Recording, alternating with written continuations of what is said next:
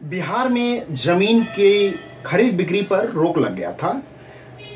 14 फरवरी 2024 को बिहार के उच्च न्यायालय के द्वारा, हाई कोर्ट के द्वारा यह कहा गया था कि जिसके नाम से जमाबंदी है वही जमीन की खरीद बिक्री कर सकेगा, जिसके नाम से जमाबंदी नहीं है वह जमीन की खरीद बिक्री नहीं कर सकेगा, जिसके नाम से जमाबंदी नहीं है वह जमीन को नहीं बेच सकता है क्योंकि वह रियल ओनर नहीं माना जाता है। तो इस कारण से 14 फरवरी 2023 को बिहार में रोक लग गया था जमीन की खरीद बिक्री पर, जिसके कारण से राजस्व में बहुत सारी कमी आ गई थी।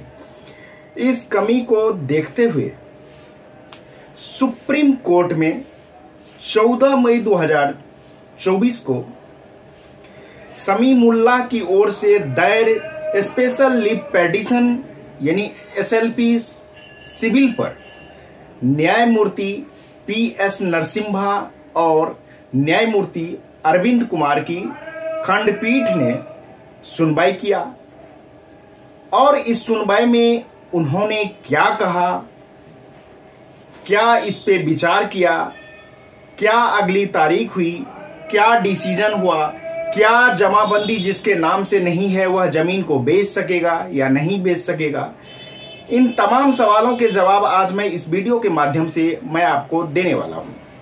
तो हेलो फ्रेंड्स, कैसे हैं आप सब। मैं आपका अपना मित्र एडवोकेट एसएस मिश्रा लीगल दर्पण चैनल में स्वागत करता हूं।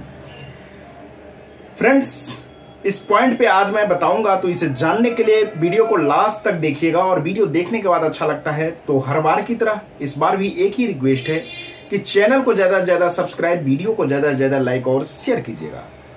आइए फ्रेंड्स जानते हैं।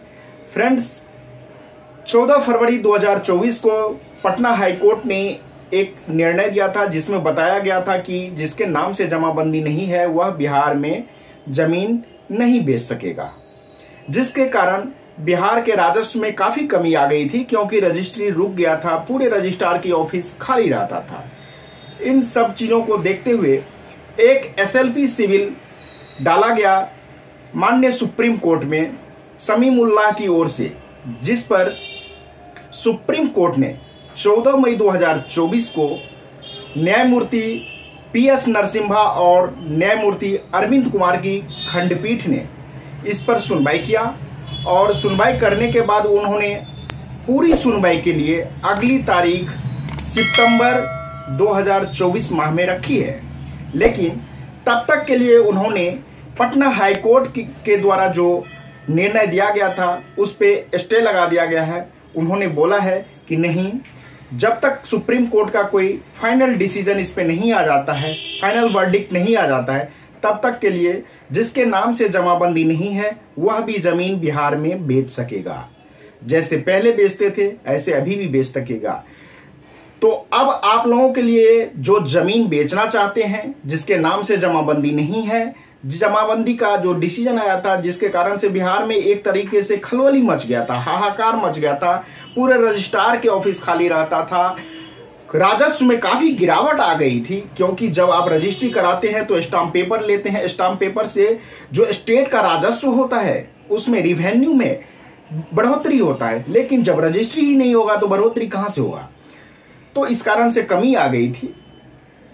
तो अब आप सबके लिए एक खुशनामा पहल है कि जिसके नाम से जमाबंदी नहीं है और जमीन को बेचना चाहते हैं और जो खरीदने वाले हैं वो भी खरीदना चाहते हैं, तो आप लोग सितंबर माह में जब तक कि सुप्रीम कोर्ट की अगली सुनवाई नहीं होती है तब तक आप जमीन की खरीद बिक्री कर सकते हैं जिसके नाम से जमीन का जमाबंदी नहीं भी है।